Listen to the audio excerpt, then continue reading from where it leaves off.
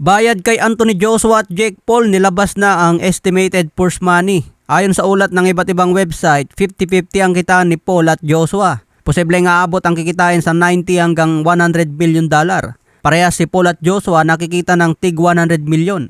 Kaya pala pumayag si Anthony Joshua na labanan si Paul. Mas malaki pa ang kikitain kay Paul kumpara sa kinita niya laban kay Alexandre Usyk. Kahit sinong boksingero kung bigyan ka ng malaking offer, hindi yan tatanggihan. Kahit siguro si pambansang kamama ni Pacquiao kung offeran ng 50 million dollar, baka papalagan din si Jake Paul. Si Tank Davis nga pumalag kay Jake Paul kahit doble ang laki sa kanya. Napornada lang ang laban na yon dahil sa mga kaso ni Davis. Si Mike Tyson kahit matanda na, pumalag din kay Jake Paul. Samantala sa face-off nila kanina, naghaharutan pa ang dalawa. Ngiting paldo na naman ang dalawang ito. Legal na ginagatasan na ang boxing. Ngayong December 19 na ang bakbakan kaya abangan natin kung matutulog ba si Jake Paul. Samantala hinamon naman agad ni Jake Paul si Deontay Wilder at si Alexandre Usyk. Target umano ni Paul si Deontay Wilder matapos kay Anthony Joshua. Interesado din si Jake Paul na labanan si Alexandre Usyk para daw sa mga titulo. Pero ayon sa isang interview ni Alexandre Usyk, hindi niya lalabanan si Paul sa boxing. Pero papalagan daw niya si Jake Paul sa loob ng octagon.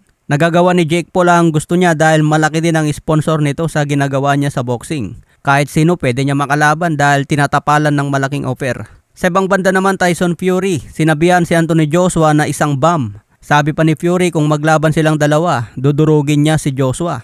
Pinapainit na ang laban na ito dahil may plano sa 2026.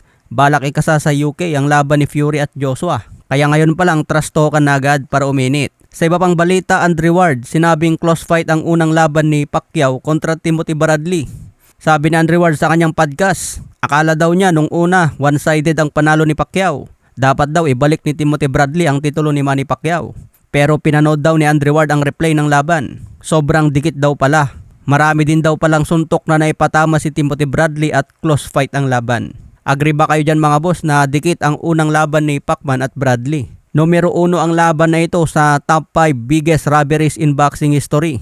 Isang patunay na hindi dikit ang laban dahil nanguna nga sa listahan ng biggest robberies of all time. Sa iba pang balita, Yummer Marcial, sinabing kailangan gawin ang lahat para manalo ng gintong medalya sa SEA Games. Sinabi din ni Marcial na basta Thailand ang kalaban, kapag dikit ang score malabong manalo. Sa Thailand ginaganap ang SEA Games kaya may home court advantage sila lalo na kung dikit ang laban.